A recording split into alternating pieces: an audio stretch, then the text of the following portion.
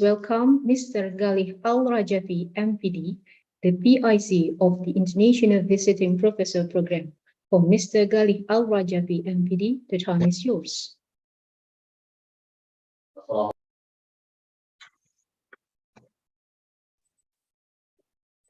Assalamualaikum warahmatullahi wabarakatuh. Good morning, ladies and gentlemen. Warahmatullahi wabarakatuh. Good morning, ladies and gentlemen. The Honorable Mr. Mark Philip C. Paderan from University of Makati Philippines.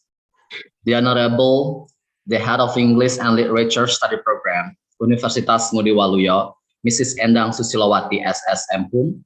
The Honorable, the Head of English and Literature Study Program, Universitas Ahmad Dahlan, Dr. Andes Maftukin M. Hum. The Honorable, the Head of English and Literature Study Program, Universitas Sanata Dharma, Mr. Hirmawan Wijanarka M. Hum. The Honorable, the Head of English and Literature Study Program, Universitas Islam Sultan Agung, Dr. Didi Murwantono M. Hum. And the Honorable, the Head of STIT Ibnu Rushid Tanah Grogot, Ahmad Effendi MAG, and all beautiful and handsome participants. First of all, let's praise to God who give us a mercy so we can attend this event in this beautiful opportunity. Secondly, I want to say thank you so much for being here. For everyone, welcome to this. This is International Visiting Professor. It's aimed to brings an expert master in language and literature, art and linguistic. And then in this occasion, we invite Professor Mark Philip C. Paderan from University of Makati Philippines with the theme Lebovian Method, a structural analysis for folk narrative research.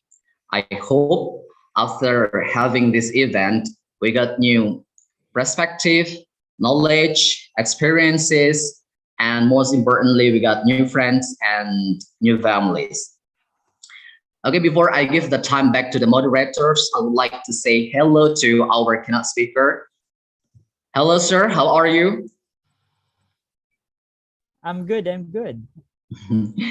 And in Indonesia, we are in rainy season, so the temperature inside and out is quite cool. What about there?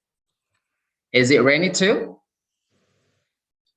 It's also rainy. Actually, yesterday, the whole day it rained here and in other places in our country. Maybe it's really a winter time in other country as well. Okay. I hope we can enjoy and relax in this event. So yeah, and right now I open this event formally.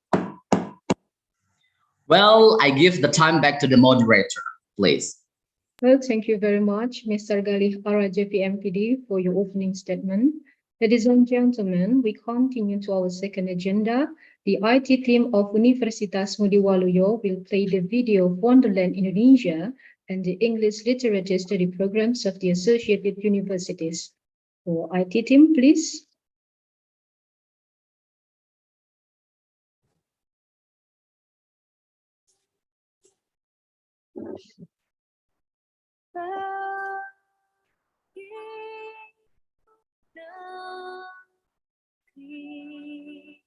Jiwa raga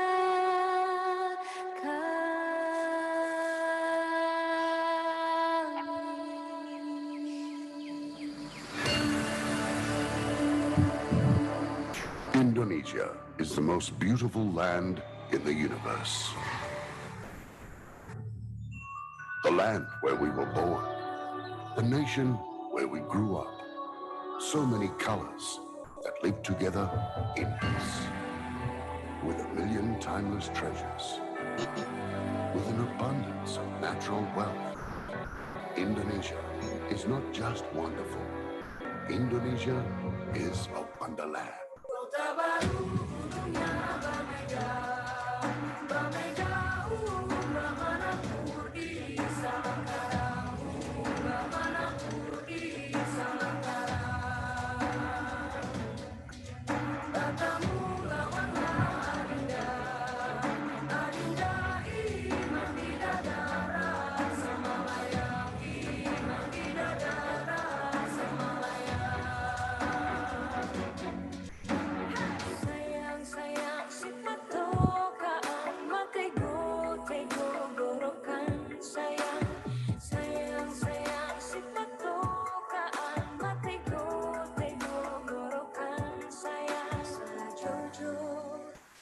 jujur Yumanamku bisa berparis Samuna-muna-muna keke Samuna-muna-muna keke Soleram, soleram, soleram Anak yang manis, janganlah dicium Sayang kalau dicium, merah pipinya Kampuanan jauh di mata Kunwang san sebaku lilian Takkan aja kawan-kawanan lamo Sangke basuh yang surya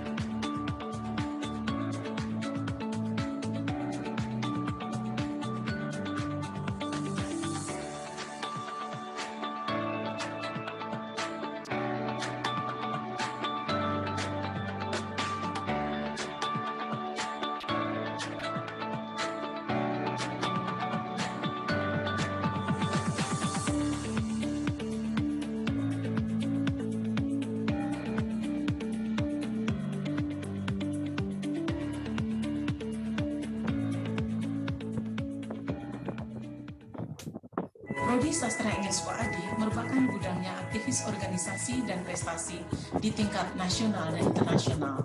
Dalam kancah internasional, Prodi Sastra Inggris UAD sejak tahun 2010 menjadi anggota AIMS, Asian International Mobility Students, yang sepakat dengan program Credit Transfer System atau Students Exchange. Program studi sastra Inggris UAD memiliki visi menjadi program studi sastra Inggris yang unggul dan berwawasan global di bidang budaya, bahasa, dan sastra yang menjunjung tinggi nilai-nilai Islam. Prodi Sastra Inggris UAD memiliki misi menyelenggarakan pendidikan yang berkualitas dan dijiwai nilai-nilai Islam sesuai dengan bidang ilmu budaya, bahasa, dan sastra,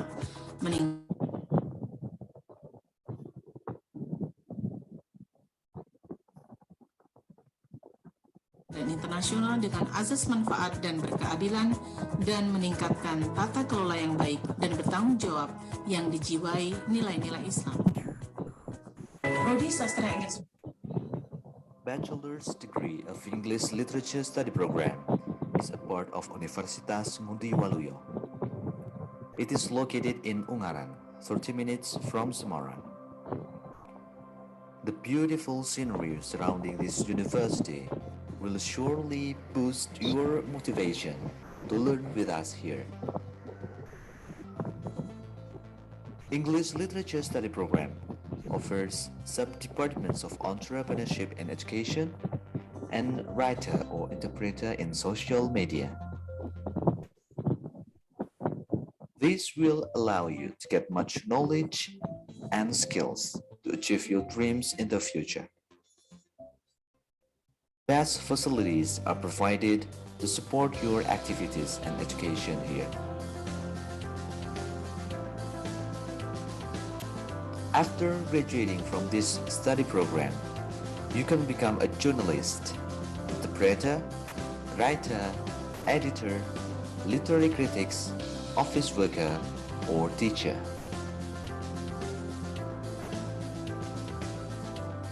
Our vision is to become a study program that is prominent in English language and literature and be up to date with the latest technology. Our missions are first, implementing updated education in language, literature, and culture. Second, implementing updated research in language, literature, and culture. And third, implementing updated society empowerment in language, literature, and culture based on society's needs and the latest technology. And developing cooperation with national, regional, and international institutions in language, literature, and culture, both in Indonesia and other countries. Fakultas Sastra Universitas Sanata Dharma berdiri pada tahun 1993. Bersamaan dengan perubahan iklim Sanata Dharma menjadi Universitas Sanata Dharma. Ada 3 program studi di Fakultas Sastra, yaitu Sastra Inggris, Sastra Indonesia, dan Sejarah. Halo, aku Juliet, mahasiswa Sastra Inggris Angkatan 2020. Bertemu kembali di sini merupakan sebuah pengalaman yang menarik, karena selain mengasah akademikku juga keterampilanku seperti organisasi, kepanitiaan, dan perlombaan yang disediakan. Dosennya juga ramah banget yang menunjang berkembangnya diriku, terutama di bidang sastra seperti menulis. Ayo gabung bersamaku untuk bertumbuh kembang bersama di sini. I've had nothing but pleasant experience studying here at the Faculty of Letters, and not just that I gain benefit in terms of building my confidence and also connection, but I also hone my personal skills, such as critical thinking and also public speaking. Halo, aku Firanda dari Sastra Inggris 2020. Banyak hal menarik yang bisa kita pelajari di Fakultas Sastra. Selain mengasah kemampuan speaking dan writing, kita juga bisa memiliki kemampuan menganalisa yang baik dibanding yang lain loh. Jadi, tunggu apa lagi? Yuk gabung! Fakultas Sastra Universitas Sanata. Di usianya yang lebih dari 60 tahun saat ini, Unisula memiliki 40 prodi yang mayoritas terakreditasi A dan unggul.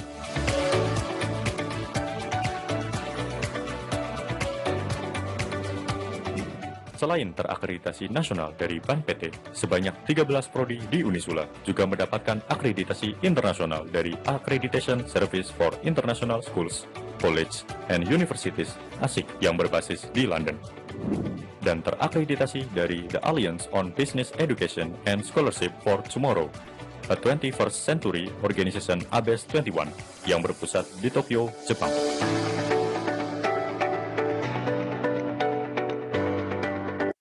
فهل على الرسل إلا البلاغ المبين. Ya Allah, berikanlah hamba kampus yang unggul, profesional, dan islami. Saya tahu tempatnya. Sebuah. Coba aja di sini.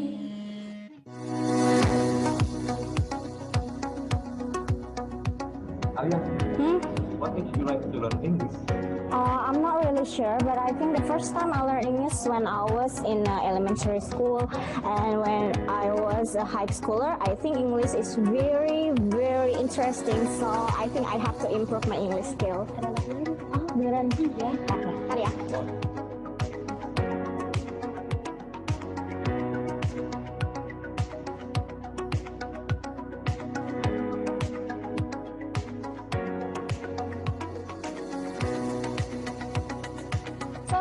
Warahmatullahi wabarakatuh. Perkenalkan, nama saya Rindy dan Mana Priati, dan ini teman saya Halidis Paderan. Ya, kami akan mengajak kalian untuk berkeliling di State Ignorus. Berdiri pada tahun 2002 hingga sekarang, Sekolah Tinggi Ilmu Tarbiyah State Ibnurus Tanah Grogot terletak di Jalan Negara Tanah Priuk, Kabupaten Pasir, Kalimantan Timur. Sebagai satu-satunya kampus pendidikan dan keguruan yang berlandasan keislaman di Kabupaten Pasir, State Ibnurus Tanah Grogot menghadirkan pendidikan terbaik untuk turut serta dalam pengembangan sumber daya manusia, khususnya dalam bidang pendidikan tinggi.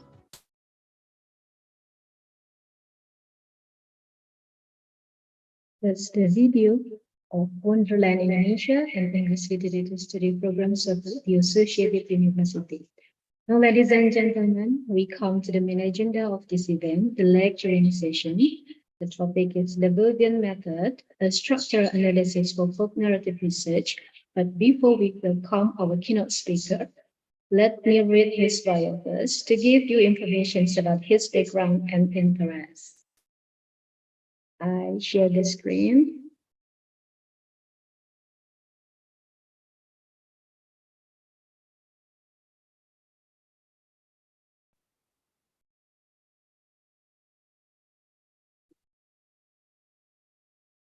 Okay.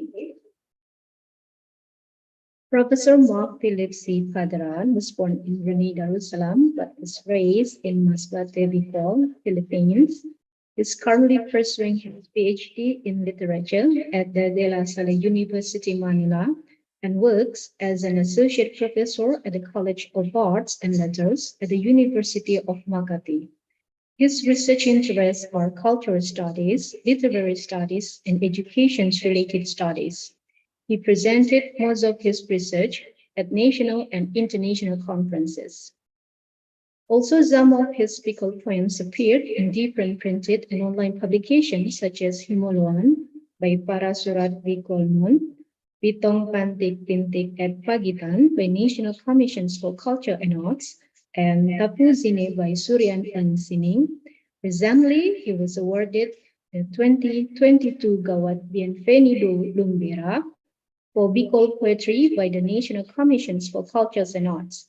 Lastly, he earned his most outstanding graduate in Master of Arts in Literature at Bicol University, where he also earned Bachelor of Arts in English. He is also a financial planner for Manila, Philippines. His awards and achievements are Best Presenter for DLSAU International Multidisciplinary Research Conference, De La Salle Araneta University, Outstanding Leadership as UNC Camp Leader for Massive Open Online Course in Kamarisur and Naga, Top 1 in a submitted case count for February 2021. Okay, that's the bio of Professor Mark Paderan. Ladies and gentlemen, please welcome Professor Mark Philip C. Paderan. Hello. Hello, good morning, sir. Good morning, everybody. Good morning to my dear friends who are here. I know a few of you here. We have here Darus and then my friend Gadi and some Filipino friends of mine and colleagues who are here in this Zoom meeting. I think I could see Miss Professor Elma Rosales and we have Sir Marvin. Yeah. All right, and some other people. So other visitors of our visitors, a pleasant morning to everyone. So, all right, thank you so much for that introduction as well. That you gave a background about me. Can I share my screen because it's disabled? Yes, please, my... sir. Time is yours. Enjoy your time in this lecturing session, please. Yeah. However, I think it is disabled. I cannot share my screen yet. Yeah. All right. I think So, please make it as the...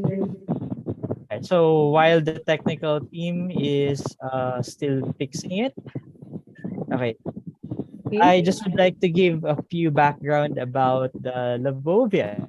So, in my master's degree, I got engaged and very much interested with research on the folk narrative, since that is the focus of our institution to conduct folk researches so that we would be able to contribute to the cultural proliferation of the society. Now, a lot of things are still unrecorded. A lot of things are still there, but are not being gathered, collected, and written as a research so that we could disseminate it to a lot of people. And it is our role as researchers, as educators, to become one of the people who contributes to the repository of the researches on the folk narratives. And it is very important for us as educators, as researchers, who would be conducting researches in this field, that we have to have this knowledge on how to ensure that the narratives that we have gathered, we collected, or the things that the interviews that we have is a complete narrative, which would be a good value for a research or for a data, a repository of data. And that's where Labovian method comes in. Now, in the past, I have conducted studies on the folk healers,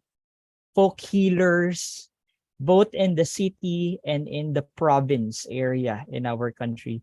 And if this is done in our country, maybe in Indonesia, there are also some folk healing practices, which we could, the traditions that are done by the folk in the villages, which we can also use as a subject for studies. Or other things, stories maybe from the older generation, which we could put value, because once they are gone, of course, the culture will die with them. So in this aspect, what we will be discussing is about the first is narratives and the world.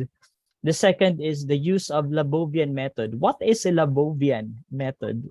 And then the third one is my study. I would like to share how did I conduct my folk healing narrative as a researcher, my experience in doing that, and what were the advantages, disadvantages, and other things that we need to avoid based on my experience as a researcher, so that you would not repeat the same mistake which I did.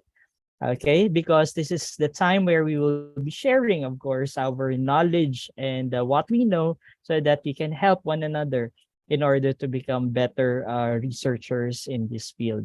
And for those who are interested on doing studies as well, it is also necessary that we would have this idea on what is Labovian method and how interesting is this. Okay, so are we ready? Yeah, can you click like sign or Yes, we are ready. okay, all right. Yes. Okay, let's start. Okay. Now, majority of the people today are more concerned, right, on the coping with many forms of technological advancement brought by modernization. And the manifestation is that they do not want to be left behind. You always want to be up to date, right? That's why when iPhone 14 came, a lot of people are lining up. When we shifted to the education on synchronous, asynchronous, distant learning, we would like to have this gadget so that we could be up to date. And the people always seek for new discoveries, new technologies, and even new inventions to have an easier life and a better experience in life. But the focus of every individual is on improving ourselves, right? That's why we would like to have a better tomorrow. We would like to have a better preparation in the future. However, due to the focus of the present generation, we become negligent of what has been in the past, what is existing up to this time, which have started in the past. And sometimes the concern here is that the advancement allow us to neglect these things which are valuable and which are connected with us, because we talk about culture. And one should never forget that modernity is a product of 1,000 of years of technological development, which means that revisiting the past is important for us to better understand the significance of ancient man's discoveries and the inventions of and the importance of man's identity, society, and culture. So we are part of the society, and it is necessary for us to look back. It is necessary for us to revisit. That's why we have this quotation in our country: ang hindi marunong lumingon sa pinanggalingan ay hindi makakarating sa paroroonan. In English, okay, in English, if we do not know how to look back in the past, then we will not be able to go to a better future. So the past and the future is connected. And it is necessary for us to go back to the past through the intervention of the narratives. Now, narratives are very important. And according to James P. Spradley, he asked, I want to understand the world from your point of view. I want to know what you know in the way that you know it. I want to understand the meaning of your experience, to walk in your shoes, to feel things as you feel them, to explain things as you explain them. Will you become my teacher and help me understand? So in the study of the narratives, this one is very important. The main reason why we have this gap of the present and the past is because we do not fit in the shoe of the narratives, or we do not understand the narratives of the things that are in the past. So the moment that we move towards the collection of the narratives, we get into the memory of the person. We get into the culture of that person. We tend to understand the society where they live in. And the moment we were able to have this understanding, then they become the teacher that would allow us to understand how are we different and how are we similar and how we are connected.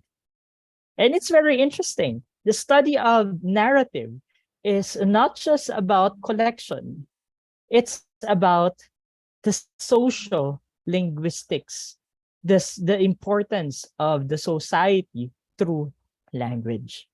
Now, one of the things that we could look into when we deal with the narrative, as my focus in my research is about the folklore.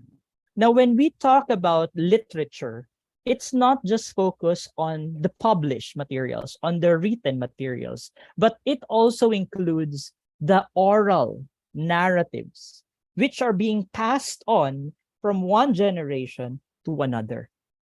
And the moment this narrative is passed on, then it carries the culture, the society of the past. It captures the history, the experiences, the human's thoughts, ideas, ideals, the experiences of the past, which may be different from us right now. But the moment we listen, we read unto these narratives, the more that we will be able to understand the unrecorded traditions of a certain group of people.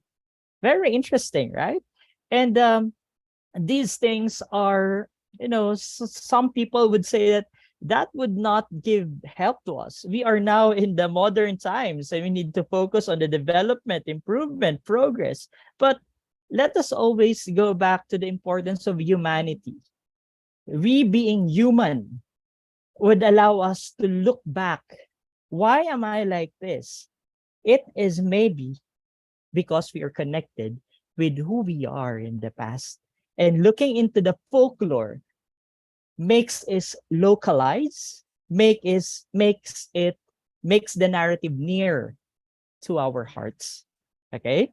So that's why culture, when we talk about the culture and society, they are intricately and closely related.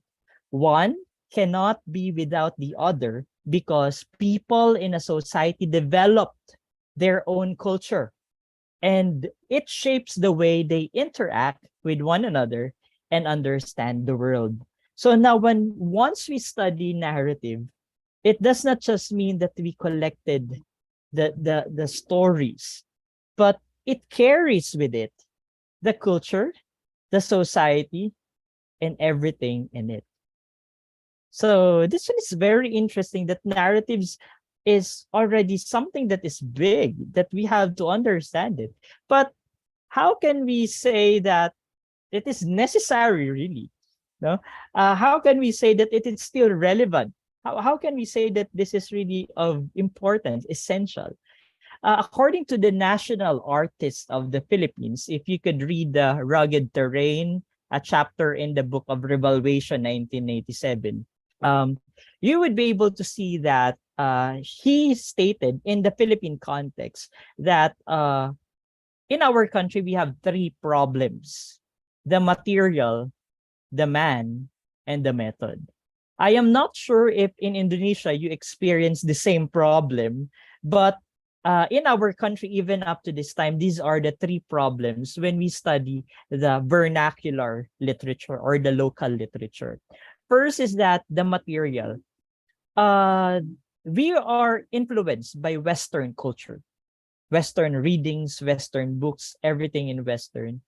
And the problem here is very simple, according to him, the availability of the local literature, the availability of the vernacular literature. Because of our orientation in the Western culture, we lack resources about the local literature, specifically in the literature of the locality, the smallest unit of the society, the smallest society. And the problem also is because collections are inadequate. And if there are inadequate resources, people will have limited references in reading. And if you're going to imagine it in the future, he wrote this in 1987, and then now it's already in 2022. Still, we have problem in adequacy because not everyone is doing their part, or not all researchers are doing their part in bringing in more materials, in preserving the society through the narratives of the vernacular. And this leads now to the second problem, which is the man. Since in 1987, he said that the problem of attracting quality brain power to study of vernacular literature is existing. And if it is in 1997, then it should be done already by, it should have been, this was prominent in 1970s, right? 80s. But even up to this time, we still have a problem with researchers, scholars in the locality. And sad to say, sometimes the situation is that other countries are more interested in studying the local studies. I don't know if you experience that as well in Indonesia, that foreigners come to the country to study the culture, and they are much interested, which is a challenge to the local people, because we as part of the nation should contribute to the conduct of the study in the locality. And this poses a challenge. That's why at present in our country, we already have several cultural mapping, so that we would be able to identify which cultures are available in the locality, and we have to conduct researches on these cultures to preserve, so that whenever some popular literature would come in, then our culture will remain identified because we are able to collect, and there are some people interested in studying the artifacts, the literary of the society. And lastly, aside from the man and the material, the problem also is on the method. How are we going to conduct a study? That's the thing, right? Sometimes in our locality, I would love to study about the narratives of my grandfather, about his experiences in the past, the tragedy in the wars in the past. But how will I do it? Where would I start? Sometimes it's a question. That's the missing link, the method. And even up to this time, we miss the point of putting some method in it. And this is in the context of the Philippines, but maybe this can also be relatable in other culture, right, in other society. So according to our to Bienvenido Lumbero, the first method that he would like to share is that we have to humanize the literary work. We have to make it more about the human lives through the narratives, through the local, the collected data, because literature is life, and this is an imitation of what is in the reality. So the people has to see themselves in the study that you are conducting through the narratives. And that's the first thing that you have to do. Without the narratives, without the humanized literary work, then we will not be able to proceed to the second, which is on the historical tracing of the history, because the narratives, as I've said, carries the culture, society, history, philosophy. No? Without this first step, we will not be able to transcend to another step, which is the analysis of the narratives and what are the things that it carries. And lastly is, after that, once we are able to identify the things that the narratives carry, then we have to define the critical perspective. When we say critical perspective, how should we look into the narratives critically as scholars, as researchers, so that it would have a value in the present times, relevant in our current situation. So this one is very much relevant in our present times. And as I've said, we have to do something. The problem has already been identified. And now is the time for us to move, to do something, because these should not remain as a problem, but it should be given solution. And it is a call not just to my fellow Filipinos, but to all of us to start doing our part as professionals, as researchers, to go back to our culture, revisit our past, collect the narratives, and study them so that we will have our identity preserved. So, all right. Now, one of the things that I like in this chapter is that he said, perhaps only after one has acquired reading skills in other Philippine languages will he begin to discover the oneness of all literature written in the native language, which he means that once we did the material, the man, and the method, once we put solution into these three things, the best thing here is we are not just doing research, but we are also contributing to the nation, defining the nation. Why? Because the narratives, as I've said, is a contribution to the identity of a certain society. Now, how can we say that, one of the essays that I've read on how can you say that you are an educated Filipino, and maybe how can you say that you're an educated person in your nation? You have to have this, you should have this understanding of your roots. You have to have the understanding of where you came from. And putting identity, the nation, the defining of the nation is also, the narratives has this connection. In narratives are important in identifying and defining the nation. Okay, so with this, narratives are really important, and it has to begin somewhere. It has to be this start somewhere. Okay, now here, when we talk about narratives, it makes us human. As I've said kanina, a while ago, narratives makes us human. And the people who conduct the narratives claim that narratives are means of sense making, because once we collect these data, these stories, we put sense, we put meaning to the stories and its relevance to the present. And through the inquiry of the knowledge, then a pragmatic ontology that treats lived experience as both beginning and ending points of inquiry. Why? Because these narratives that we are able to gather can now direct or redirect us on how we should move in the present times. Now, I remember in my study in this folk healing, there is this one healer who stated that in my conduct of folk healing in the city, a story of this folk healer said that when he was not yet a healer, he has this asthma. You know the asthma sickness? I don't know what's the term there in Indonesia about asthma. Are you familiar with that? It's Yes, hard for... asthma is asthma. Yeah. All right. Thank you so much for that.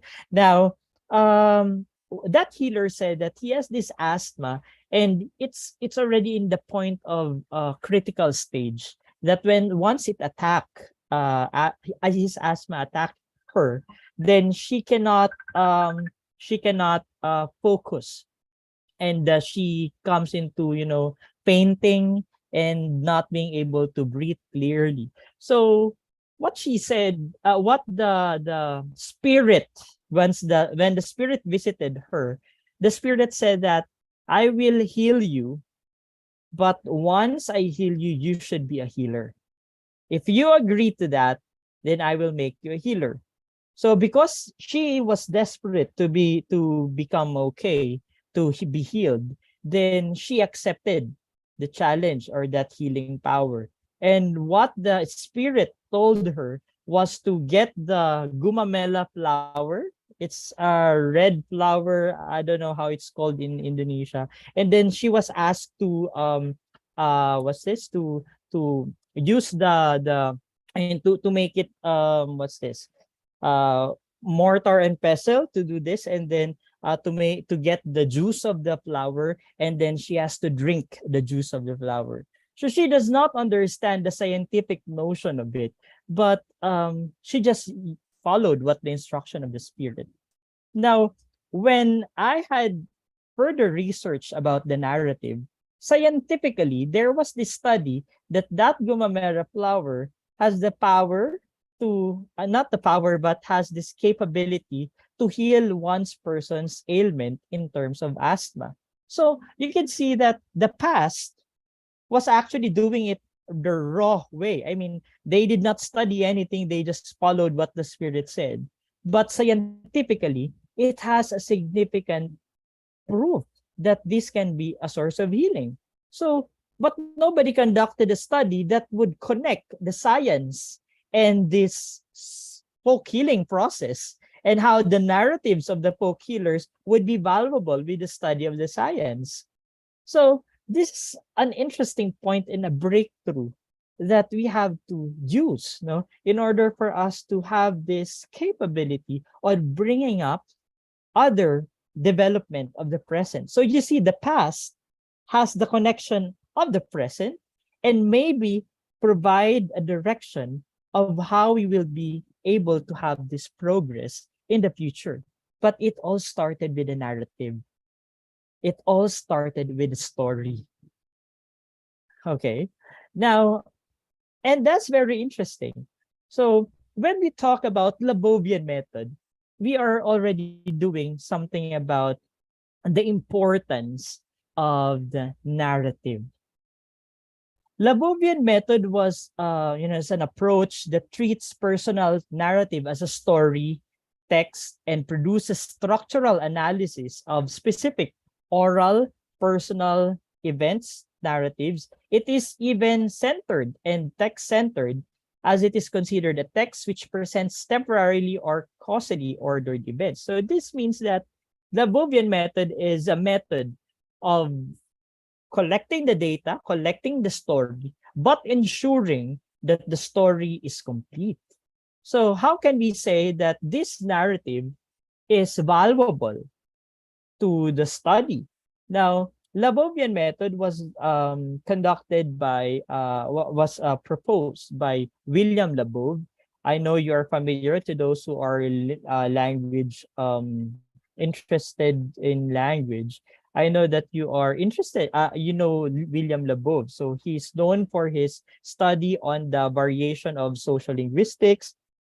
And then he is also a leading scholar in the field of social linguistics. So he's the one who proposed the Labovian method.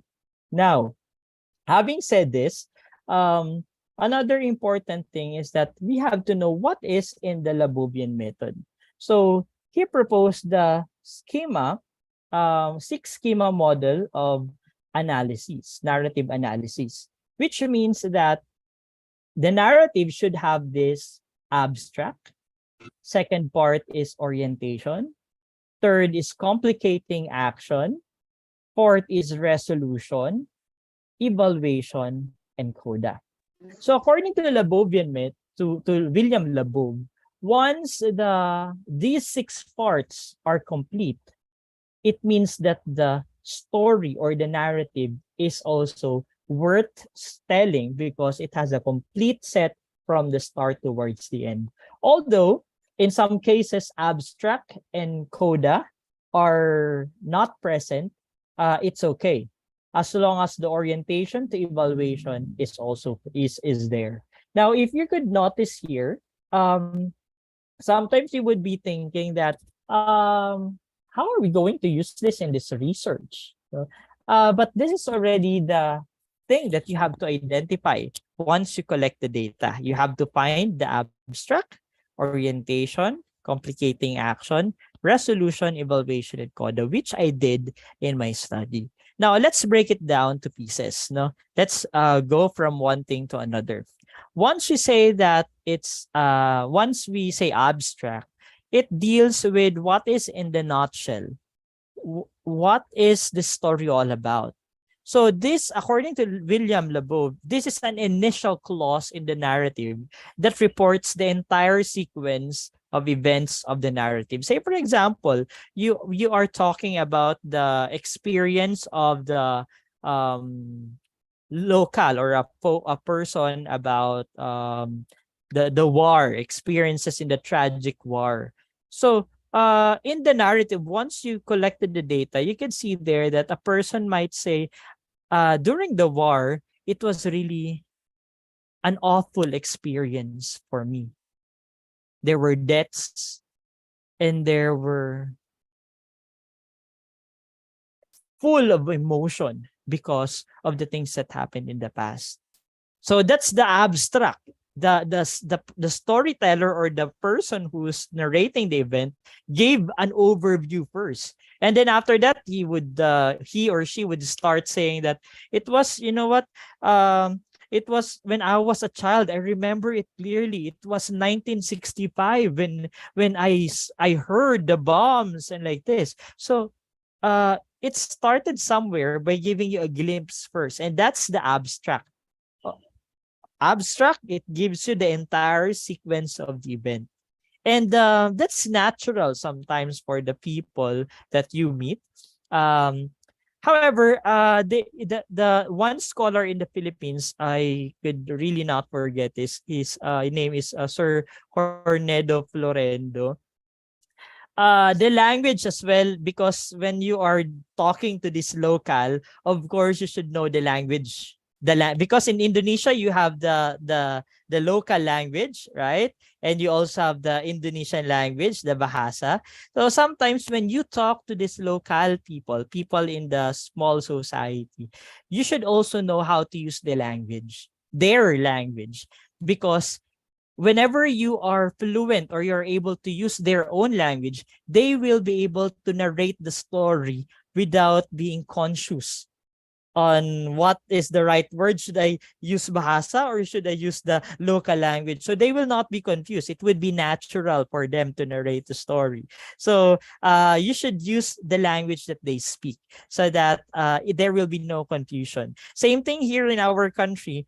If you will be going to the local society where you will be collecting the data, we should not use the national language like the Filipino, but we have to use their local language so that they can explain everything in detail and not move from the local language to Filipino to English to Filipino. So it would be hard and it will not be natural. So it is important that we have to, if we cannot speak their language, perhaps we can have an assistant researcher who can speak for us so that they will not be conscious with the use of language. All right, so let's start. So you understand the first part is the abstract. So William Labov would say that narratives has this abstract. What is the story all about? Another is the orientation. The second part, when we say orientation, it talks about who, when, where. So an orientation clause provides information about the time. What was that time? Okay, when it happened, the place, the names of the characters in the story, as well as their initial behavior.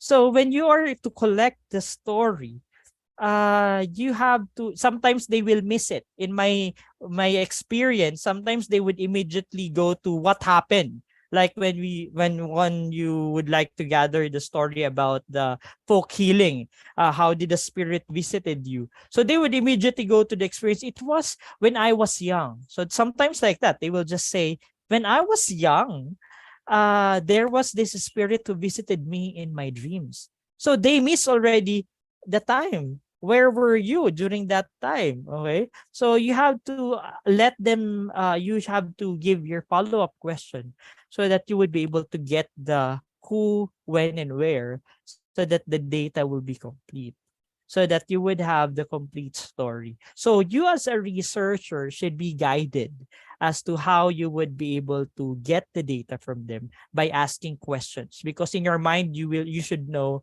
how you will get the questions or how you get the data. So the information that are needed about the characters in the story. And then along the way, sometimes they will not give the characters that there was this spirit, there was this mother. In the story, they will already identify these people. So I met this one, and then I saw this person, and it was during this time that it happened. So ma'am, what was the time? What was the year? What was your age that time? So it's really important to get the orientation so that when it is already a complete narrative, the third person or the reader will have this full grasp of what happened in the world of the speaker, because she or he was able to get the complete or the basic data as to who, when, and where.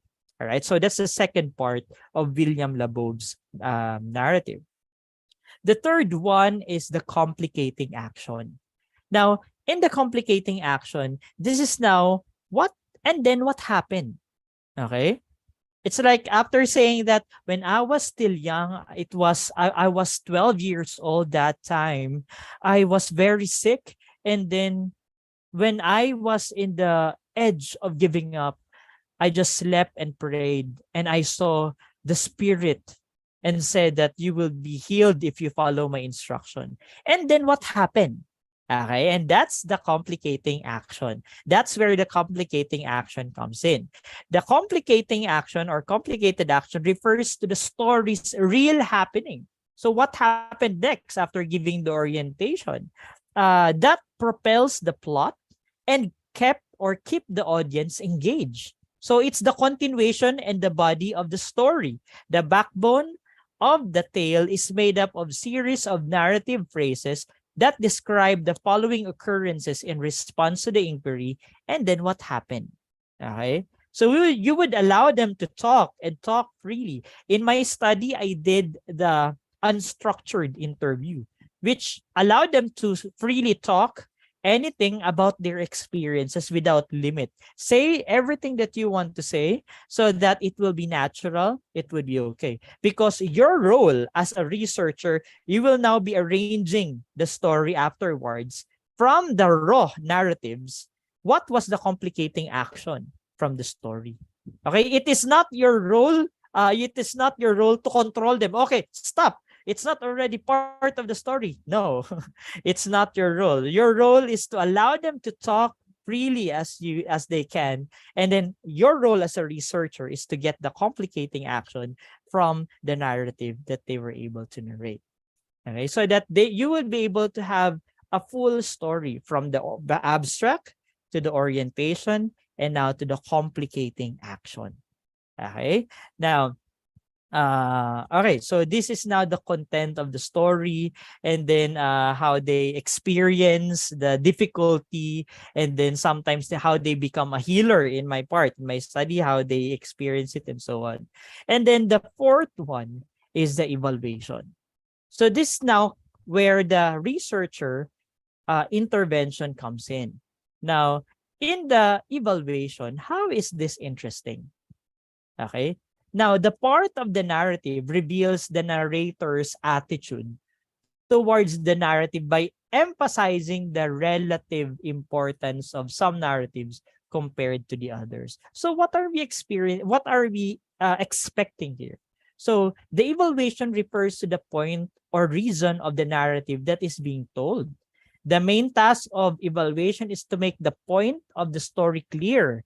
It is also an addition to the basic story to highlight the attitude or to command the listener's attention at important points. So now in this part, you would be able to ask them, like, in your narrative, in your story, so why do you think this is very important?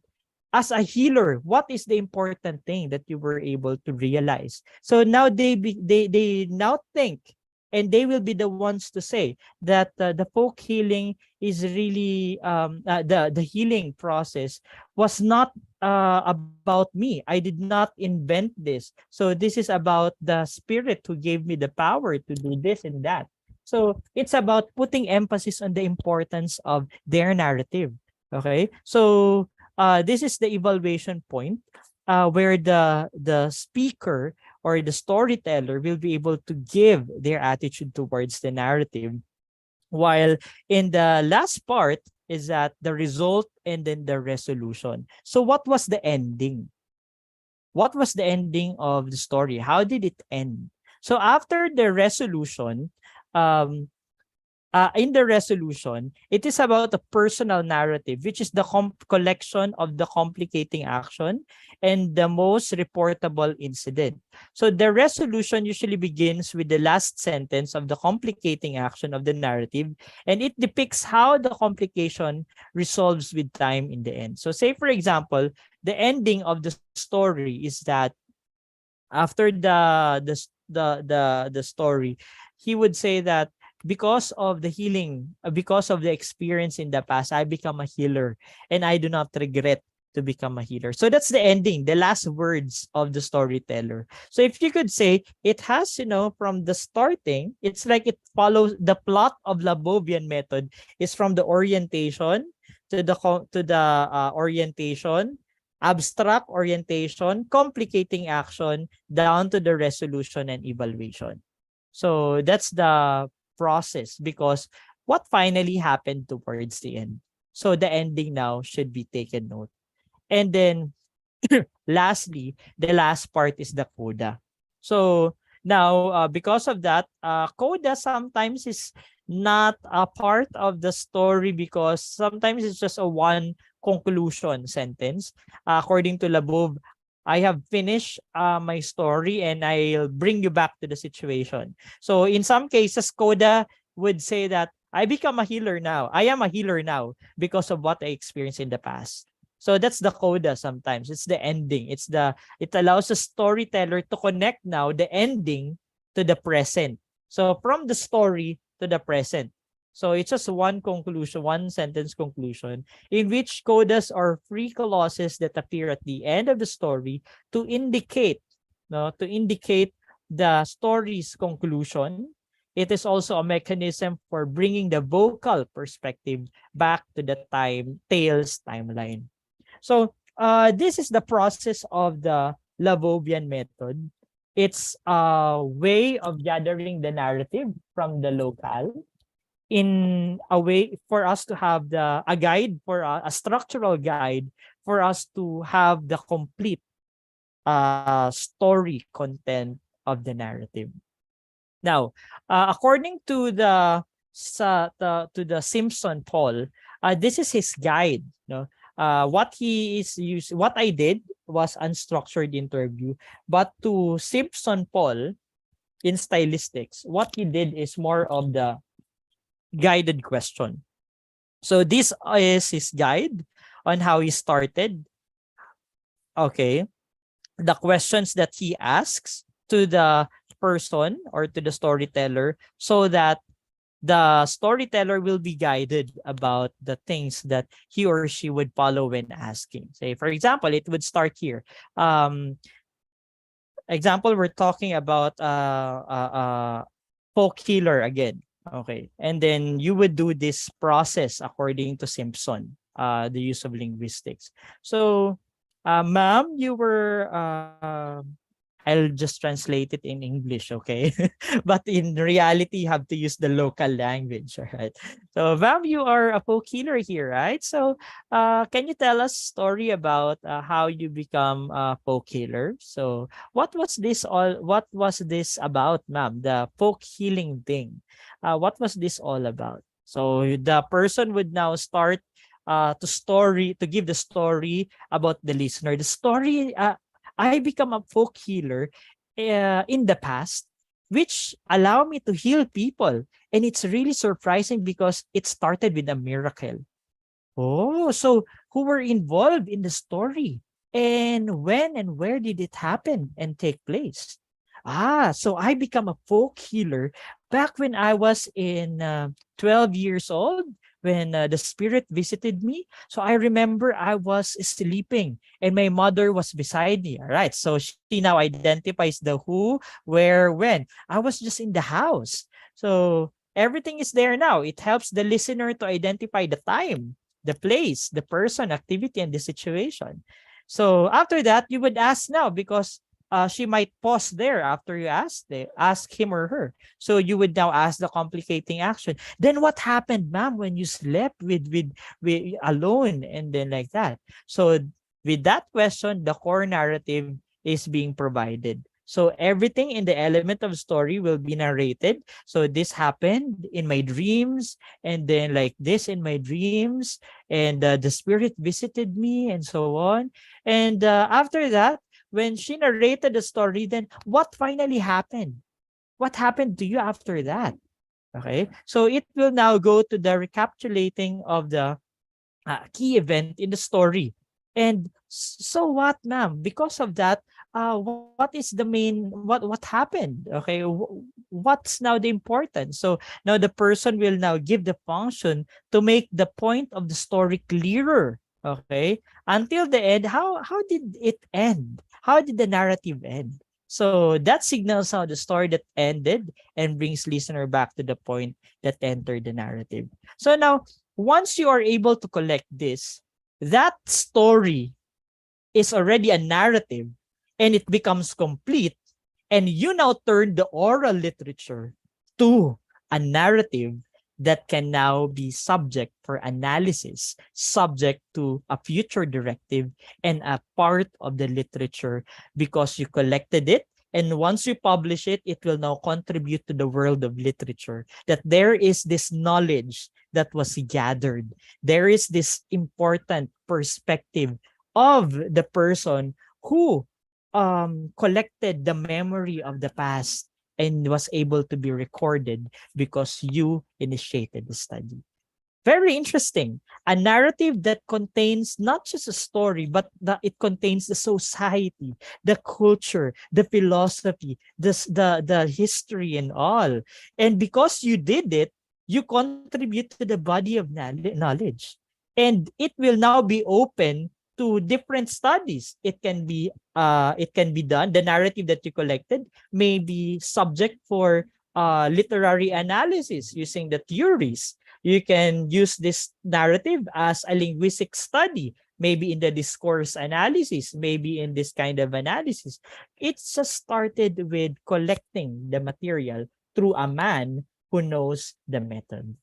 So we will go back to what Bienvenido Lumbera said, that narrative, important to go back to the material, man, and the method. And now the method is already here. Labovian method is already here. So what we should do? Okay, we have to do the research. We have to do our part and contribute to the material of our locality. Now, I would like to share my study on the healing narratives of folk healers in Bato Camarines Sur. So I did this study back in 2017 when there was no COVID yet. So we are free to go to the society without face mask. And then we are free to converse with people where they are gathered, and then you enjoy conversing without any mask and consciousness that we are not conscious that there will be a virus that you can pass on, right? Right now, we have to be strict in the health protocols, but during that time, it's all okay. And maybe if you are sick, the folk healer might say, come here, I will heal you. Okay, because the study is folk healing. Now, the folk healing practice which I studied, this is talking about the common, and it continued to exist in the community. You know what, in the study in this place, Bato Camarines Sur, a lot of people would visit first the folk healers rather than the doctor. They in the city, people in the city, what we usually do when we feel something not good, we go first to the doctor. And then once the doctor cannot heal us, then we will go to the traditional healing process. But these people in the province, they first go to the folk healers in their society before going to the doctor. Okay, so that's their orientation. So sometimes we in our present times, we would say that's not a good thing.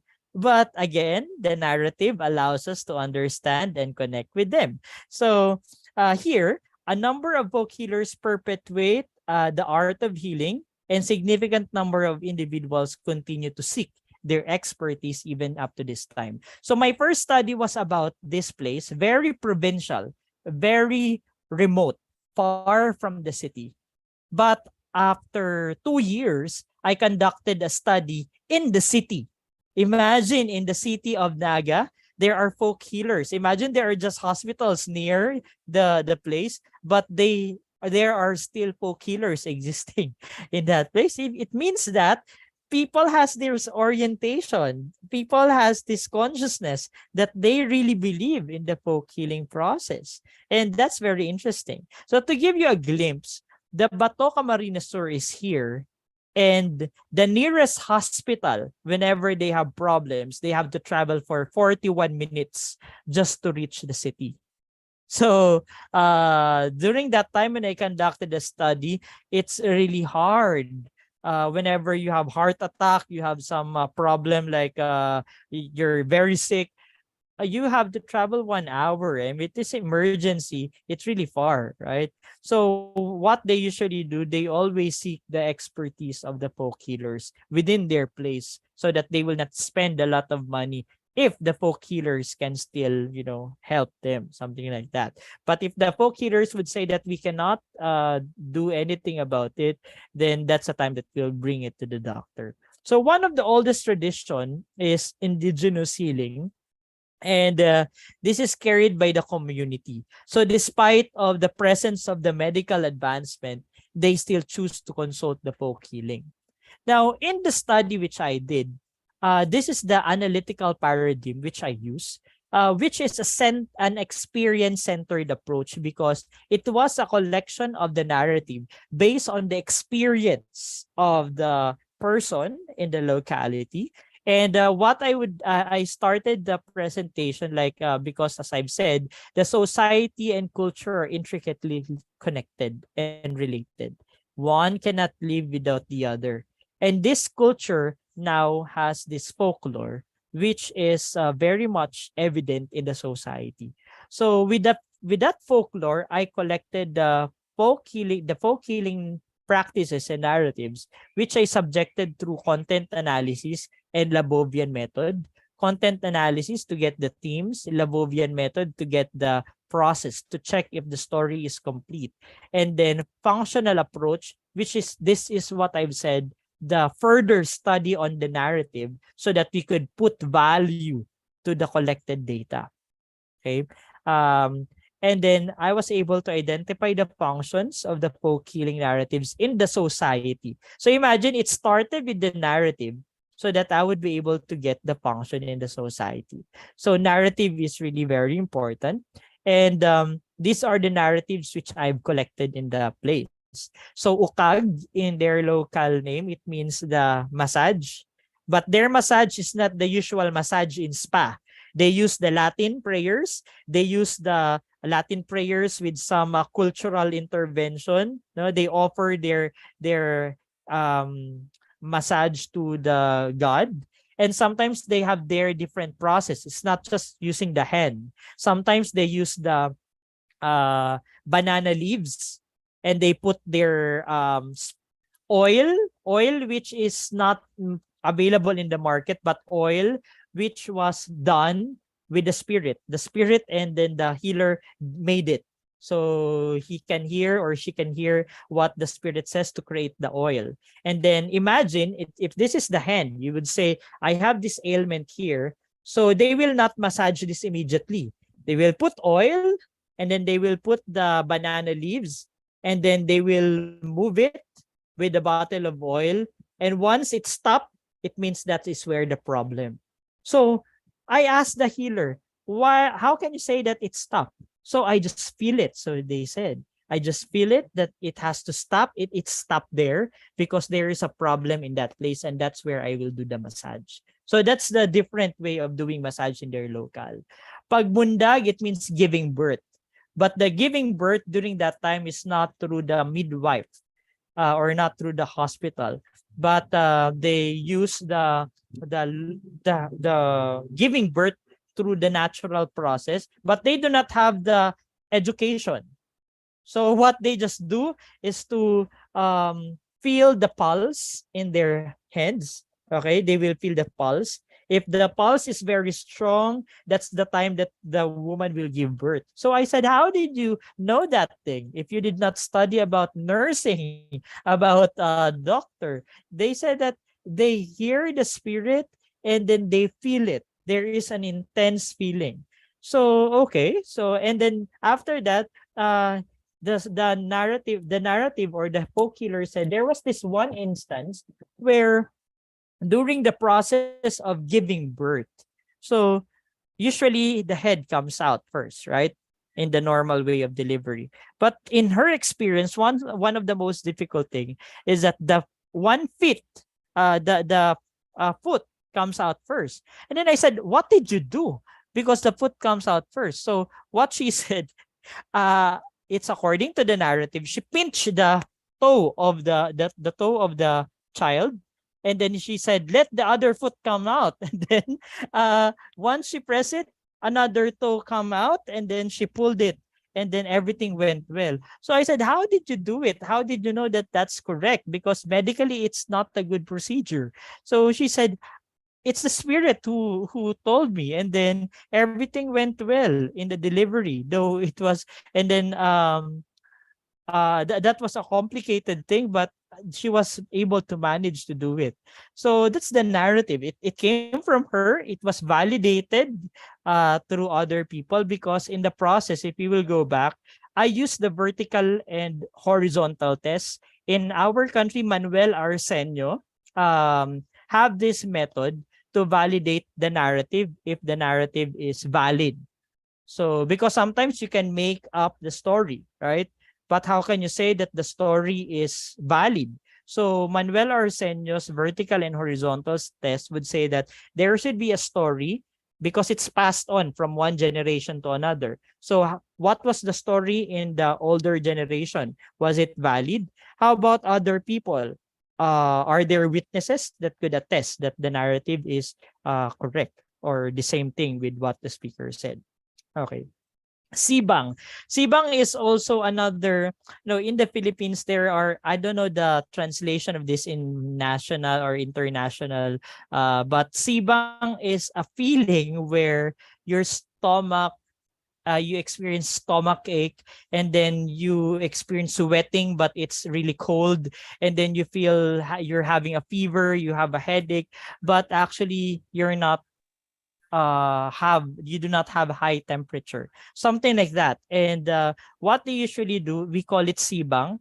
And what we do is we use the betel leaf, and sometimes we just use our saliva and we have to lick the tummy, or we have to lick the forehead, and then do some prayers according to the folk healers. So that's something that they do, and the folk healers knows that folk healer knows that this is sibang, and they have to do the process. Sometimes they have to chew some betel leaf, and then their saliva, they will put it out and then put it in the forehead, put some leaves, and then the person will get healed in few hours. So imagine the saliva of the folk healers being put onto your tummy and to your forehead. So something, it feels awkward, but that's their process. and the person gets healed, that's valid. Okay. So according to the folk healers and then the participants. Also the santiguar. Santiguar is another process that I able to collect. This is actually like a checkup folk healer version. So they will use a plate. Okay, imagine a plate, and then they have this candle. Okay, they lit the candle, they put oil in the plate, and then they will do the prayer, and then the candle will lit the plate, and after that there will be some ashes in the plate, and they will read the ashes on the plate, and they will say there is a spirit that you were able to hurt. Okay, and you have to say sorry to that spirit. And then that's the reason why you experience that kind of sickness. So something like that. They are the ones who do it, and then when they did the sacrifice, they did the offering, they did the process, the party or the patient gets healed, and that's the process. So these narratives which I collected underwent the narrative, no. What I did is the transcription and translation. Transcription because from the recorded material, from the recording of their narratives. So I wrote down their experiences, the narrative, and then I did the translation so that it will be understood by other readers. And after that is after that is that there will be an analysis of the Labovian method to see if the collection of data or if the study, if the narrative has a complete part in the using the Labovian method. So that's the usual process. All of the narratives should be subjected to that so that the narrative will be complete. And then I subjected, after collecting the narrative, this narrative underwent some analysis using the functionalism by William Bascom, which he states that a narrative, a folklore has 4 functions: to educate the people, to escape from reality, and to conform from the culture, and to validate the culture. So based on this, the narratives, according to my study, was used to provide awareness on the folk learning to the community, because the folk healers are the ones giving now advice, what you have to do, what you have to avoid, what you have to do afterwards. So it becomes an education to the people who are part of the study. And then secondly, the folk narratives is a form of escape or entertainment, because their experiences would sometimes feel awkward because of the folk healers. But when they look back, it's effective, yet it gives them, for fun, and they just feel happy about what happened in their healing process. The folk narratives as agents of social conformity. Because of the folk narratives, the people who receive the narratives, because when they tell the story to other people would also say, okay, I want to experience that as well because I feel the same thing. And I think that folk healer will help me get healed. So there is a conformity to the society, to that culture. And through the continuous dissemination of story, the culture, it becomes a culture, and it becomes a valid culture in the locality. So that's what I did in my study. And that's how I applied the Labovian method through the research on the folklore. So thank you so much, Diyos Mabalos. God bless you all. Right, so thank you. Thank you I'm now very ready for some questions. Yes, now we open the question and answer session. So the participant, you may raise your hand or just drop your questions on the chat box. But so we have 3 Hello, Carla. questions currently. Okay, hello, Mr. Hello, Carla. Salam. Yes, Hello. please. We want Can to I ask add something. some question for Yes, my please. friend? Hello, Mark. Hello. long time no see, eh? Yeah. So you How become a are you? professor now. Mhm.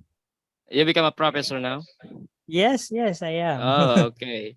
So I'm interesting with your research about Lavovian method. As we know that Holy Book from the religion.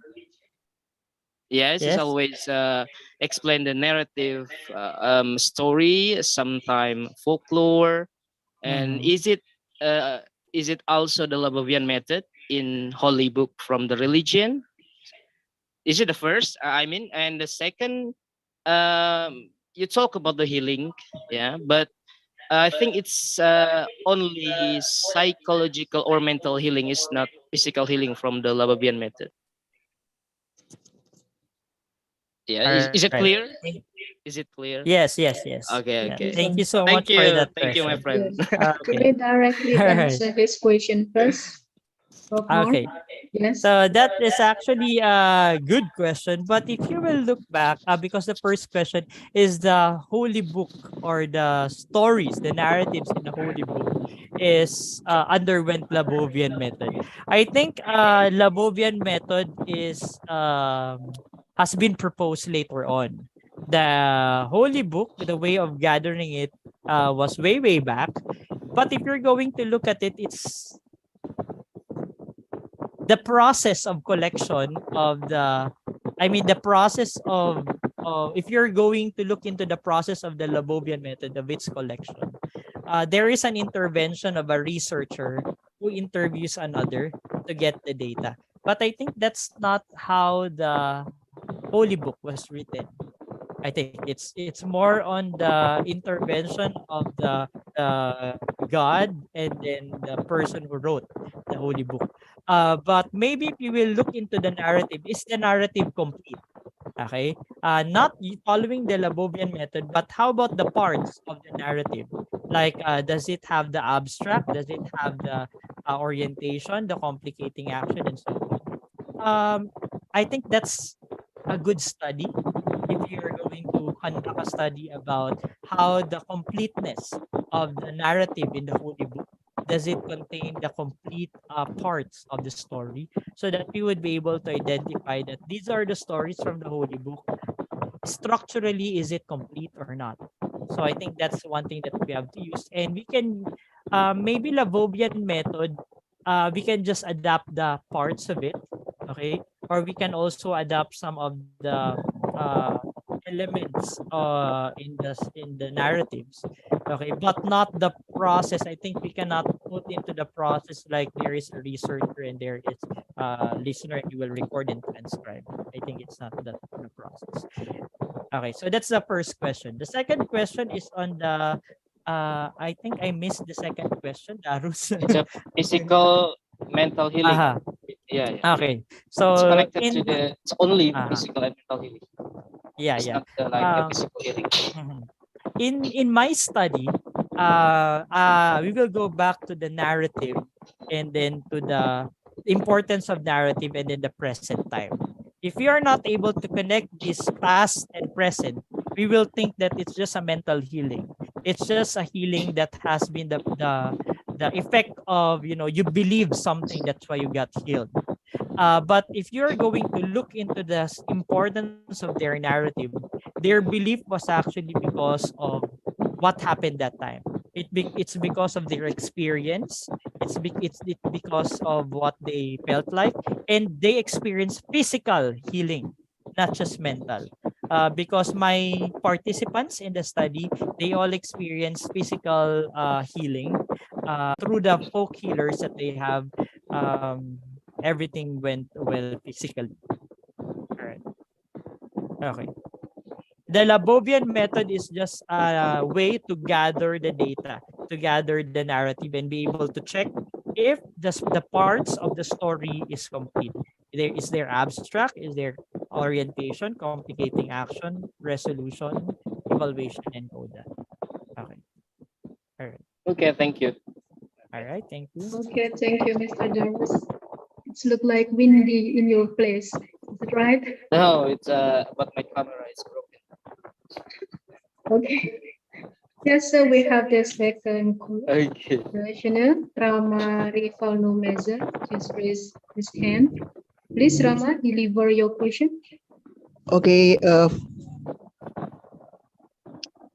good morning, ladies and gentlemen. Thank you to the moderator for giving me the opportunity here to ask the speaker.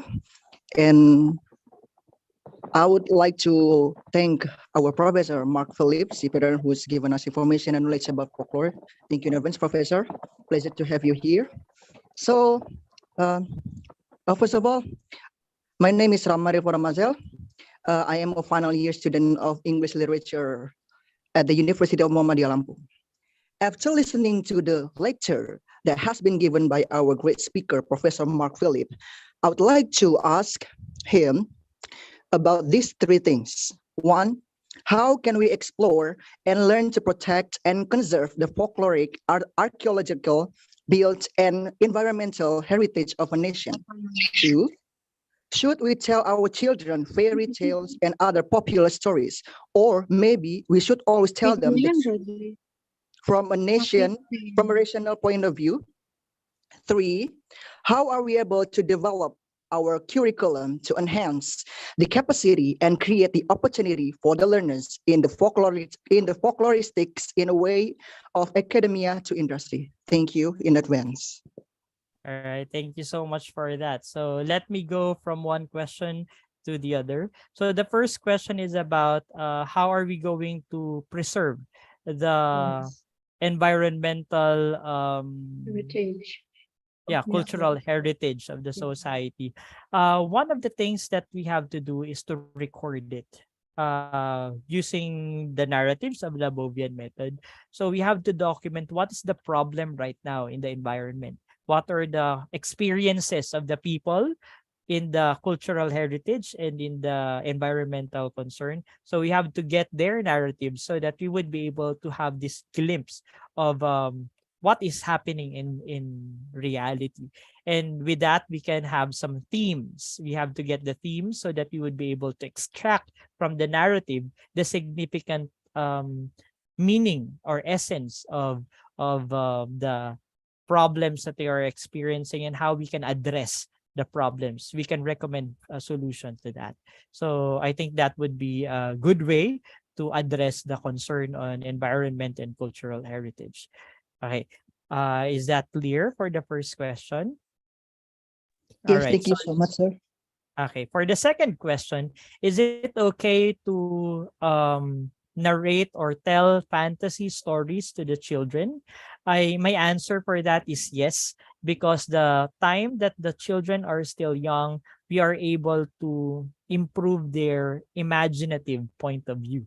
A lot of students right now are into the visual learning. And we tend to miss the imaginative part. And by telling the story, letting them fall in love with the story, then they would be able to have improved their imagination, their creativity, and that will now have an effect in their future progress. Like they would be able to think creatively in their workplace when they grow up. So it all starts with the imaginative point of view. And your third question is bridging it now. How can we use this narrative or this fantasy or these local stories in the curriculum, in improving the curriculum? I actually made, in the study which I conducted, I created actually an output. One is an informative material telling the narratives about the folk healers. And the second one is translating the experience of these narratives of these folk healers into a children's short story. So their real experience becomes a story that children might be able to read. Now, the best thing here is that once we started with the narrative of this locality, and you converted it with a short story. You make a story out of the narratives. And then the narratives now, the story, is used now for curriculum. You make a material, children's book, or then you make a question, a guide question, which could either be used to improve the students' language development, values, culture. They will become interested because if the story is from their local, they would say, oh, I know this person. She was the person, the old grandma lived next to our house. She has a very good story. So she will be able to be interested even more because she is familiar with that person that she or he is reading. Or if the folk healer or if the person did not give permission to use his or her identity, perhaps you can say that, wow, there is a story that exists in our place, just in our town, a story that is very valuable, which I can learn. And if this exists and I learn from this, then it will be helpful as well to me. So they will become more relevant. The story will become more relevant because they are part of the town. They are connected with the story. All right. So I think that's it. You can develop this from a narrative to a children's story, narrative to your curriculum that would be aligned to the values, to the subject topic that you can use. Okay. Okay, I think that we can receive your explanation, sir. Now we have the chat box question from this one Vito Dwisa Tanto that he say literature is a work of fiction that reflects a real life. Now, since a fantasy story is a part of literary work, do you think fantasy story can give cathartic release to the reader? Fantasy story is generally focused on entertain children. So with the literary work, through the powers of narrative, it can give relaxations to the children from their stress. How about your opinion about this, sir? Thank you. All right. Thank you so much for that question. This Yeah. one, Dito Dwi. Based on my because I used the narrative, I subjected the narrative to the functionalism by Bascom. And one of the findings that has been found there is that the narratives indeed can be used to escape from the reality and at the same time be able to become relevant to them. So which means that the fantasy, the narratives that we are able to gather is not just a mere fantasy, because the narratives that you are able to gather and make a story out of it, this is taken from reality. This is the imitation of life. And once they become relevant, the story becomes relevant to them and they are able to connect with it. They become amazed and mesmerized with the function of literature in their lives, that they too have their stories and they can relate to the existing stories. And with that, it can also lead to, the release, the cathartic release of their stress, because they are diverted from their what they believe in, what they know, and they can relate to it, and then they can it can be used to relax them, because in the story the person got better, the person become a better person. And if I can relate to it, and that story came from our town, if he or she did it, I can also do that. I can have a positive perspective in my life. So something like that, bringing the narrative to these children would allow them to, using the functionalism by Bascom, educate them, escape from reality through this relaxation. And then it can also bring them closer to their culture because they are familiar. They were able to relate to the culture that they have in their town. I Okay, hope so I answered the question. yes, you answered the questions. I believe it. And the second questions come from Ratih Laili. She asks you how to comprehend narrative in order to reveal the subliminal messages intended by the author. All right, so that's actually a good question. The first and initial thing is to gather the narrative, right? As I've said, and to get the structure. If it is complete in the structure, then that would be a good material to be studied with. But after collecting it, this is really the question: how to comprehend the narrative, right? So how are we going to analyze the narrative so that we would have the subliminal messages? So there are several ways you can do. You can use the if you converted it with a story, you can make use of the literary theory or criticism in understanding the narrative. Secondly, you can, if you will be focusing on the linguistics aspects, then you can study the maybe you can study the discourse analysis, the conversation analysis. So if you will be focusing on the socio-cultural, then you can use social sciences theories to understand the example, the memory, to understand the tragedy, to understand the experience. So at least you have already the material which can be the baseline of conducting a study. So it's now up to you. What angle would you like to use to study the narrative? Okay, which you are able to gather. If you're going to study through the educational perspective, then you can use how can this narrative become a creative material, right? That we can be used in the class to teach values or to teach culture. So that could also be one thing. Okay, the next question is from Dewi Rosnita Hardiani.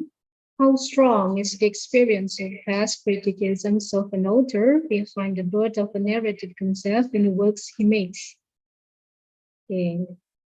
So how strong, or the experience? Well, if you will look into the value of the narrative, sometimes you would say that it's just, product of imagination. Sometimes that may not be a reality. He or she just made it up. But there are already some studies which are process methodology for you to validate that narrative. You can have the ethnographic experience where you have to stay with the community and talk with the community, observe, live with them so that you could see if the story are really valid. Secondly, you can use the Manuel Arsenio, the vertical and horizontal test, which I shared with you and I use in my study to verify if the narrative is really existing. It's really a narrative. Are there people of the same age or in the society, in the town, who knows the same story? There may be versions or adaptations, but at least the story is there. The content is similar. There can be vertical tests wherein that person, was it familiar as well with the story of the parents? Was it passed down from generation to another, or to the younger generation? Do they know the story? So that you would be able to say that the narrative is really valid and really part of their experience. And how strong would this be? Their criticism as an author? Well, once a story has been written, once a narrative has been written, and it's completely written, it will now be open for several studies, and it's the scholars who would say what might have been missing, because the same story, the literature that we have, the fiction that we have, they may be part of their imagination. But why are we reading them? Are we sure that they are valid, diba? Right? But we read them even though we don't know if they are valid or not. But we read them because it means something to us. And maybe this narrative, you would know how strong it is based on the reader's response, based on how the scholars would look at the story or the narrative, how it will give back to the reader. All right? So maybe that's it. Thank you. Okay, the same questions, but from different questioners. Maya Kurnia, she asks you, when the reader are trapped into the intentional policy of the narrative, are there any ways to escape from it? Just ask you about the tips. Okay, Yes. how strong can it affect them when the readers are Yes. trapped into intentional fallacy? Are there any ways to escape from it? Well, since this is their narrative, their intention is really there. And since it's their story, I think we do not have to question them we just have to use the other way of validating it. But we should not inquire from them, why did you do it? What was your intention in doing that? Because it is our role as readers. Same thing when we are reading some fiction, right? We do not ask Homer about what was your intention of writing Iliad, right? Or asking the William Shakespeare, why did you write that? What was your intention of writing that? We do not ask them that, because once it was written, it is already there and it has a life of its own. So we do not have to ask their intention. It's us readers who will put meaning now onto their narratives. It is us readers who would put angles now and put significance on their narratives. Okay, sir. The last question in the chat box from Firman Hadisanjaya. The question is, what are the advantage and disadvantage of collecting data by using the Lebovian method? It's very theoretical question, please. All right, thank you so much for that. I think I was not able to miss that.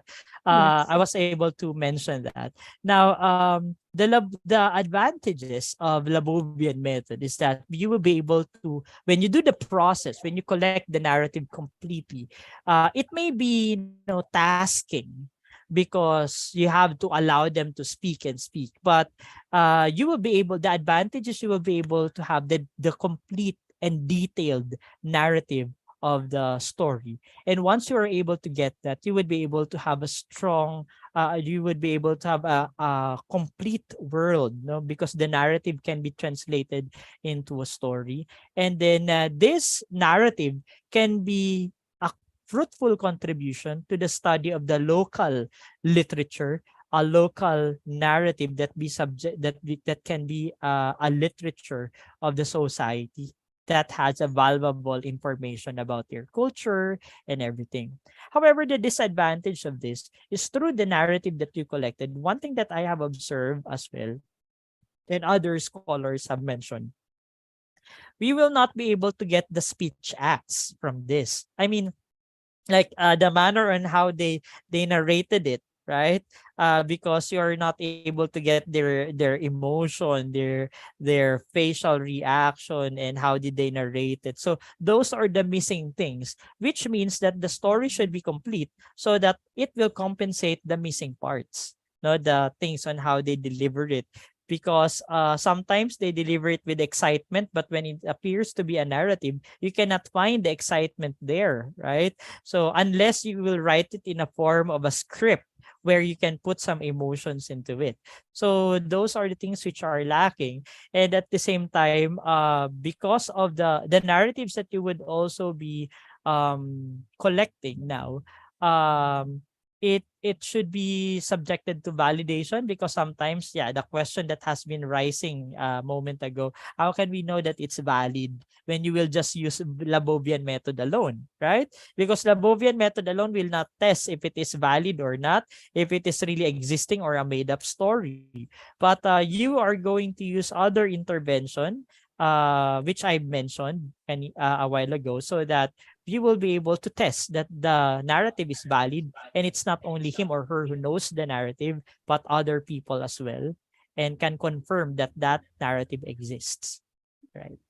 So Okay, right. that's I think that we still have one question. It is from Budiati from Mudiwaluyu. It's very interesting if we can bring our local story or folklore into popular fiction.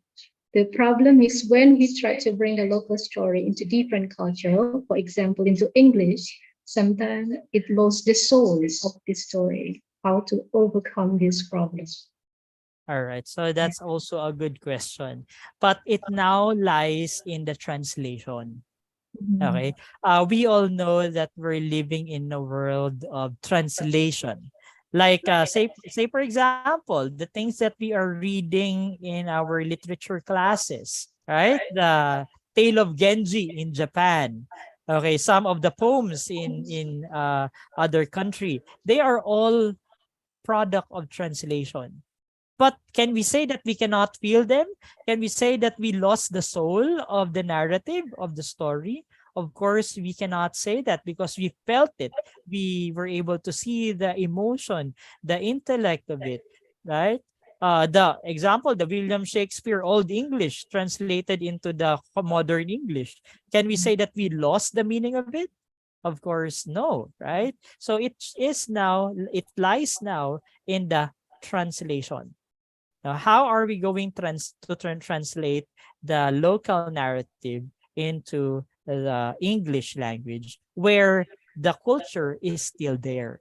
Sometimes in the process of translation, because that's my present dissertation about the local narrative, it's actually fiction, translating it in another language. Sometimes we want to translate everything, but it's not actually good. Sometimes you have to leave a local language that cannot be translated into English or other languages because the reader has to study the culture itself. Like what I've said, the Sibang, the folk healing on Sibang. There is no direct translation of Sibang to International. So the reader will now have this research to study what Sibang is, or there should be a note below that will provide the discussion or definition or description of what Sibang is, since it is not existing in other country, something like that, so that the culture is preserved, the term is not translated, and it can be adapted. Okay. Okay, thank you. All right. Okay. Is I there any think a while question? ago, Rama was raising his hand. Okay, Rama was raising his hand. I don't see it. Oh yeah, he's raising his hand. Yes, Rama, Yeah, please. okay, thank you so much for the opportunity, for the second opportunity that has given to me, the moderator. I would like to ask our professor, our great speaker, Professor Mark Philip, how are we be able to break the stigma in our society that folklore isn't just a myth? Thank you in advance. When I conducted my study on folk healing and folk healers, people are saying that my study is very lame and not interesting, very simple, and not really that important. But before the pandemic, the folk healers in our country was the folk healers in our society nationally was declared that these folk healers are national treasures. How did it happen? Because someone did research, not just me, but other scholars in the field, in other places in the Philippines, conducted study about the folk healers, and they were able to declare or state the significance of folk healing in the local society and in the present progression. So, going back to your question, how can we break the stigma that narratives are not really that important? Conduct your research. Just do it. Just collect these narratives. Just conduct research that would allow us to get the significance of these narratives. Because along the way, the moment you continue to study it, the other scholars will also do the study. A lot of people will have this value or be able to see the value of these narratives. And once they see it, maybe some of the heads who would be part of the team in the in Indonesia or national, who is head of the culture of the society, they might be able to use the studies, the collected narratives, as one of the important tools in developing the local literature or putting identity in the literature of a town, because there is already a strong and a number of studies in our place or in your place. So because that is also happening even in other country, even in our place, the town where I grew up, they said that there is no literature yet for that place. But we cannot say that, right? Because their notion of saying that, because nobody has written anything about it. But now, slowly, there are already some researches on the folk healing. There are already researches about some of the ghosts and other things and stories of the local, the grandparents, the song. So there are already existing narratives, and we have to continue conducting narrative or collecting narratives. And soon, we can already say that we will have our own identity of our town. So where we will start? Collect the narratives. Okay, just contribute with the narratives and allow people to read it, allow other people to study the narratives that you did. And soon, if not now, then that will be, the stigma will just be broken. Thank you.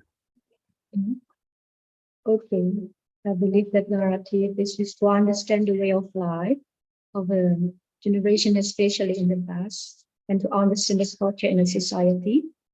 Thank you, Professor Mark Phillips. Ladies and gentlemen, let me conclude this lecture sessions that the Labelvian approach treats a personal narrative as a story text and produces structure analysis of specific or even narratives. It is event-centered and text-centered, as it is considered as a text which presents temporally or causally ordered events. And the narrative, by the narrative, we can understand the way of life of the generation in the past, the cultures in the society, and we have to humanize the narrative, situalize history, and define the critical perspective. And also that by using the Labelvian approach, that we can build the constructions of the narrative with the 6 of Labelvian for oral narrative. That's the conclusions of this lecturing. Okay, that was the conclusions, and thank you very much for your attention, ladies and gentlemen. Now we give the term for Mr. Galih Al-Rajavi to deliver his closing statements and formally close this International Visiting Professor program. For Mr. Galih Al-Rajavi, please. Finally, we are in the end of this event. So before I close this event, I would like to say thank you so much for all supported official, the team and the head of English and Literature, Universitas Ngudi Waluyo, Universitas Ahmad Dahlan, Universitas Sanata Dharma, Universitas Islam Sultan Agung, STIT Ibnu Rushid Tanah Grogot. And for all participants, I say thank you so much. Then special thank you for our keynote speaker, Professor Mark Philip Paderan, and special thank you to University of Makati Philippines. Thank you so much for your kindness. You're blessed for every single step you do. And for you guys, if you want to continue your study, Makati University is one of best university. If I'm not mistaken, there are several faculty for master program, such as education, business, medical, and healthcare. So yeah. Well, oh my God, I want to cry. You know, finally we have to end this event one more time. Actually, this is not our first time, right, sir? Joining in the same event. So I hope that there will be the third, the fourth, and etc. So one more time, sir, thank you so much for your kindness. And finally, I close this event formally by saying Hamdalah, and I close good morning, good afternoon for Philippine time. Thank you very much, Mr. Galih Al-Rajavi. Thank you. Professor Mark Philip Paderan, for your times. Ladies and gentlemen, that's all our International Visiting Professor program today. You may leave the meeting, please. Taking a picture, ma'am? Oh yes, my God, don't forget to take a picture. Yes. You just need to open all your camera and give it the best smile. Okay, please on cam, all of you. Yes, on cam, please, for the participants. We're going to take the picture. Okay, there are 4 slides here, so I'll take for the first slide. Okay, please. On cam, please. Down. Okay. Okay. Okay. Yeah, okay. 1, 2, 3. The first slide, okay? Okay. Okay. Thank you for the first slide. Now we go on for the second slide. Please on cam. On cam, please, participants.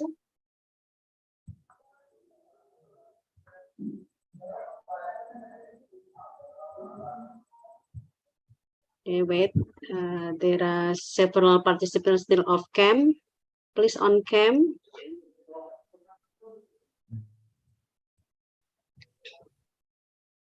Okay, I'll take for the second slide. 1, 2, 3. Okay, now the third slide. Okay, the third slide.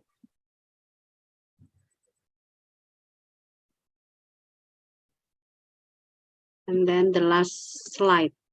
Okay. Would you like to on cam for the fourth slide? The fourth slide, please. Okay, all still off cam.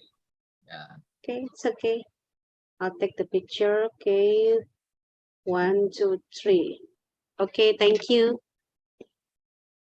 Thank you so much, all the participants. See you in the next event, hopefully. Attention please to all head of English literature study programs of Associated University. Please stay in Zoom for business meeting agenda. To all of the head English literature study program of Associated University, please stay in Zoom meeting for business meeting agenda. And all the participants, you may leave the meeting. Thank you so much, See you. everyone. Yeah. Thank you. No, Thank with you. Thank you. Thank you, Mr. Paderan. You're welcome po. Thank you. Thanks a lot. Okay. Oh my God. Kalian bisa live. Only for the English literature study program. yeah. Head of English literature study program. It's just for English. Head of, yes. Untuk tim dosen sastra Inggris di masing-masing pihak penyelenggara kita ada diskusi bentar ya untuk evaluasi untuk partisipan dan yang lain-lain bisa live. Okay, thank you, Mr. Gali, Miss Carla. Who is that? Assalamualaikum. Widya. Oh iya, I remember that sound. Waalaikumsalam. Thank you, Widya.